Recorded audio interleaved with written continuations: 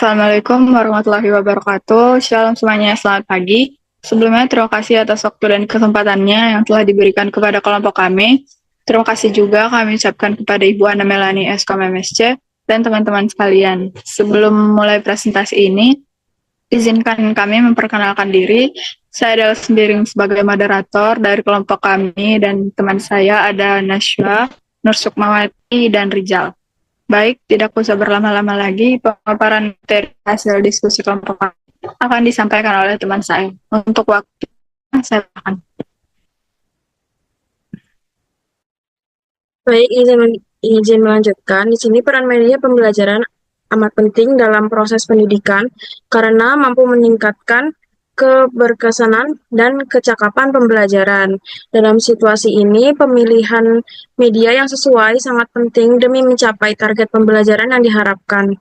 Ada beberapa kategori media, model dalam pemilihan media, jenis grafik, serta peran brosur dan leaflet dalam penyuluhan yang harus dipahami oleh pendidik dan penyuluh.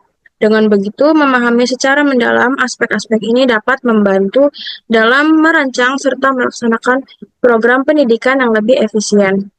Menurut Lucy 2005 menegaskan bahwa dalam kegiatan penyuluhan media dan alat bantu yang umumnya digunakan meliputi hal-hal berikut, yaitu ada leaflet, merupakan metode yang digunakan untuk menyampaikan informasi melalui lembaran yang dilipat.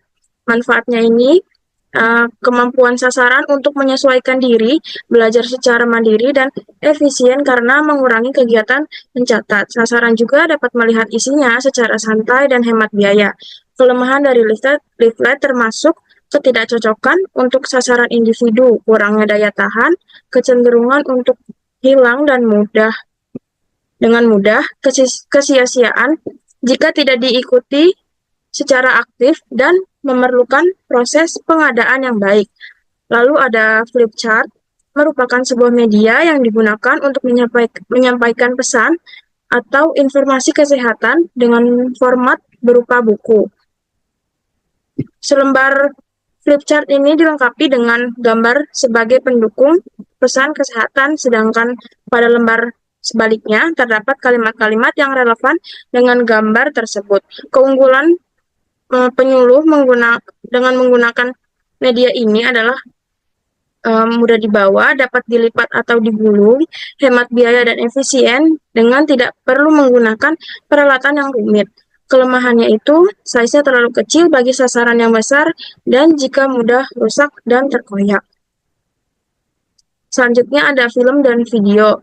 Keunggulan dari media ini mampu memberikan realita yang sulit terdokumentasikan oleh mata dan pikiran sasaran, serta bisa menginspirasi pembicaraan tentang sikap dan perilaku sekaligus memungkinkan pemirsa untuk merenungkan kondisi yang sesungguhnya terjadi dalam kehidupan mereka. Kelemahan dari media ini membutuhkan sumber listrik untuk beroperasi, rentan terhadap kerusakan peralatan, serta diperlukan kesesuaian antara kaset dan pemutar. Perlu bantuan ahli agar gambar memiliki keunikan artistik dan makna substansial dan juga sangat memakan biaya karena menggunakan teknologi canggih. Selanjutnya ada slide. Media ini memiliki keunggulan dalam memberikan gambaran yang nyata meskipun terbatas, sesuai untuk penggunaan pada target dengan jumlah yang cukup besar dan dapat diproduksi dengan biaya yang terjangkau, ditambah dengan peralatan yang sederhana dan mudah digunakan. Salah satu kekurangannya itu membutuhkan sumber listrik, rentan terhadap kerusakan peralatan, serta memerlukan tenaga kerja terampil dan ruang yang agak gelap. Yang terakhir itu ada OHP transparan. OHP transparan atau overhead projector adalah perangkat yang digunakan untuk memproyeksikan gambar atau teks dari transparan lembaran kaca atau plastik ke layar atau dinding yang biasanya berisi teks, gambar, atau diagram yang relevan dengan materi yang disampaikan. Kelebihan dari media ini mampu dalam mencatat poin-poin krusial selama diskusi berlangsung, serta biaya terjangkau dan efisien karena mudah diperoleh dan dapat digunakan untuk berbagai skala kegiatan dengan peralatan yang mudah digunakan serta dirawat. Salah satu kekurangannya itu memerlukan sumber listrik, sulit untuk mengilustrasikan gerakan secara visual dan lensa OHP dapat menghalangi pandangan audiens jika penataan tempat duduk tidak optimal. Selanjutnya, ada pertimbangan dasar dalam memilih media penyuluhan pertanian. Yang pertama, menunjukkan langkah-langkah atau proses.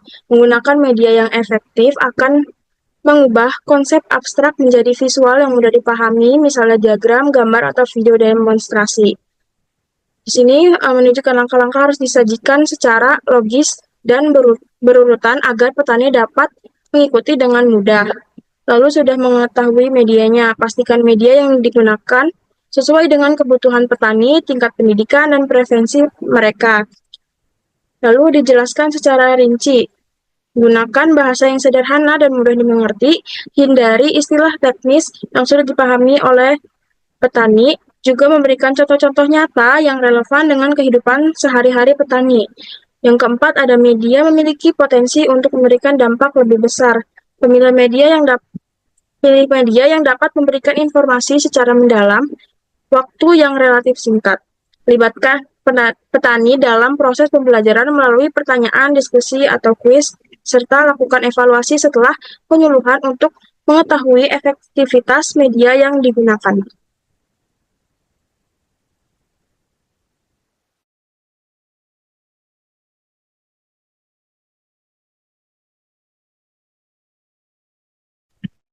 Izin melanjutkan. Selanjutnya ada kriteria pemilihan media penyuluhan pertanian. Yang pertama, apakah media yang akan dipilih sudah tersedia di sumber lokal? Jika belum, maka akan perlu mencarinya di tempat lain. Selanjutnya, apakah ada dana yang mencukupi fleksibilitas, kenyamanan, serta keberlanjutan media yang berkaitan dengan kebutuhan jangka panjang, baik untuk membeli maupun produksi media itu sendiri, dapat dipakai di mana saja dengan peralatan sekitar serta kapan saja, mudah dibawa dan dipindahkan. Lalu, bagaimana dampaknya terhadap efektivitas biayanya dalam jangka waktu yang lebih lama? Karena terdapat jenis media dengan biaya produksi yang tinggi, seperti VCD penyuluhan. Namun jika stabilitas dan penggunaan dalam jangka waktu lama dipertimbangkan, biayanya mungkin lebih efisien daripada media dengan biaya produksi rendah, seperti folder yang cenderung membutuhkan penggantian dan informasi yang tidak lengkap secara berkala. Boleh dilanjut di next halaman. Yang selanjutnya ada jenis grafik yang sering digunakan dalam penyuluhan. Dalam media penyuluhan, grafik yang paling sering digunakan biasanya bergantung pada konteks informasi yang ingin disampaikan. Beberapa grafik yang umum dan sering digunakan diantaranya yaitu yang pertama ada grafik batang atau bar chart. Grafik ini sangat populer karena mudah dipahami dan efektif untuk menunjukkan perbandingan antara beberapa kategori atau kelompok data. Biasanya digunakan untuk membandingkan hasil panen berbagai jenis tanaman di beberapa daerah. Yang kedua, ada grafik garis atau line chart. Digunakan untuk menunjukkan tren atau perubahan data dari waktu ke waktu. Misalnya, untuk menggambarkan perubahan produksi tanaman setiap bulan atau tahun. Yang ketiga, ada grafik lingkaran atau pie chart. Pie chart untuk menunjukkan proporsi atau distribusi data dalam bentuk persentase, seperti untuk menunjukkan distribusi penggunaan lahan, pertanian, atau sumber pendapatan petani.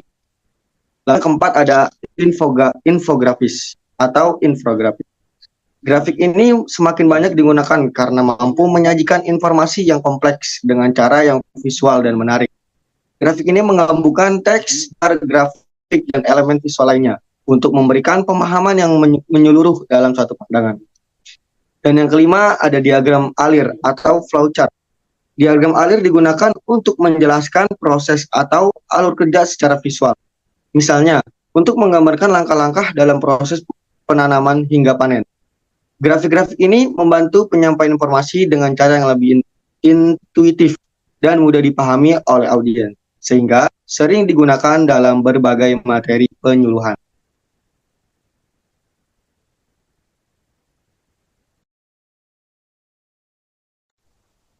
Izin melanjutkan, yang selanjutnya itu ada manfaat penggunaan brosur dan leaflet. Brosur dan leaflet penting dalam media penyuluhan, terutama di bidang pertanian. Ini membantu menyampaikan informasi dengan efektif, ringkas, dan jelas, mudah dibawa ke ladang, dan disesuaikan dengan kebutuhan target audiens. Produksi relatif murah dibanding media lain seperti video atau iklan televisi. Gambar dan grafik, desain menarik meningkatkan daya tarik dan pemahaman. Brosur dan leaflet juga membantu meningkatkan kesadaran petani tentang teknologi pertanian dan produk pertanian. Ini juga efektif untuk mempromosikan produk, program, atau kebijakan pemerintah yang mendukung pertanian.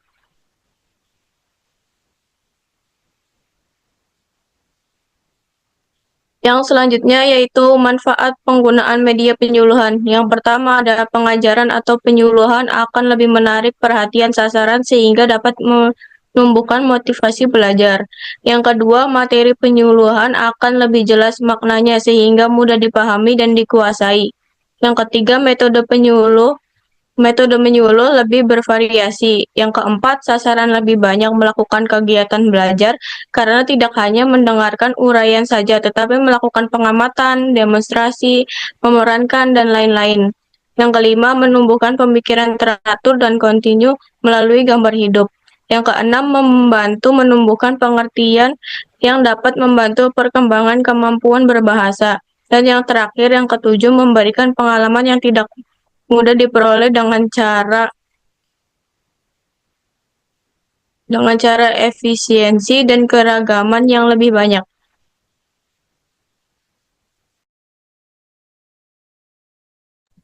Oke, baik, kita masuk ke kesimpulan. Media pembelajaran terbagi menjadi 5 kategori utama, yakni ada media visual, media audiovisual, dan media cetak, dan media interaktif juga. Dalam prosedur pemilihan media, terdapat beberapa model yang dapat digunakan, seperti model flowchart untuk memandu keputusan berdasarkan kriteria tertentu, model matriks untuk evaluasi komparatif, dan juga model checklist untuk memastikan semua kriteria telah dipertimbangkan. Jenis grafik berfungsi untuk menyajikan data secara visual, memudahkan perbandingan informasi, dan menarik perhatian audiens. Sementara itu, brosur dan leaflet memiliki fungsi penting dalam penyuluhan, yaitu menyampaikan informasi secara ringkas, mempromosikan kegiatan, serta meningkatkan kesadaran masyarakat terhadap isu-isu tertentu.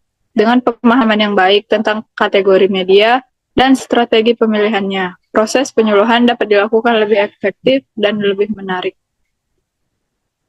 Baik, demikian pemaparan hasil diskusi dari kelompok kami. Jika ada salah kata dan hal-hal yang kurang menyenangkan, kami mohon maaf. Wassalamualaikum warahmatullahi wabarakatuh.